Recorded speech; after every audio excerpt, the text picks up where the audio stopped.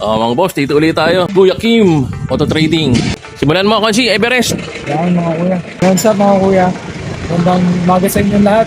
So, pakita natin kuya, mabilis lang. Mabilis lang kasi gagamitin. Gamitin. So, itong Everest natin, 4x4, 2006 model. Personal ko to mga kuya. So, ginagamit ko talaga. Walang issue to. Kariwa talaga. Wala, unat na unat eh. Oh. Unat na unat yan. Tsaka kalimitan na makita natin, mga 4x2 yun yung binibenta. Oo, ito 4x4 to. Yan, mga maganda kuya. dyan. Original paint to. Fresh in and out talaga. Oo, pakita natin. Naka-ceramic blue tint na to mga kuya. Blue tint. Ceramic yan, blue tint. Original yan. Oo. Tapos original na 120k ang mileage niya. Ayan o. Hindi na pipitik yan mga kuya. Yung mga naka-touchscreen monitor na rin. Ayan. Touchscreen yan.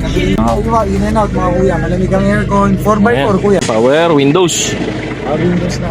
Ayan mga boss, 4x4 yan. Tapos leather seats, so original. Everest talaga. 7-seater to mga kuya. Oh, yan oh. Kapan lang goma niyan kuya. Oh, yan. Ito ang likod oh. Ba? Bango. Bango to. Mabango. Mabango to. Hindi amoy sinaunang tao. Yan. Ito natin ng 285 lang mga kuya. 285. Grabe oh. Grabe. 285. Paano pag follower ng Kuya Kim Auto Trading? May discount dyan. Oh, siyempre dito na. Pag kay Amazing Agent. Yun. Okay, Okay, pwede na gamitin to. Pwede Next na. tayo, next unit. Next unit.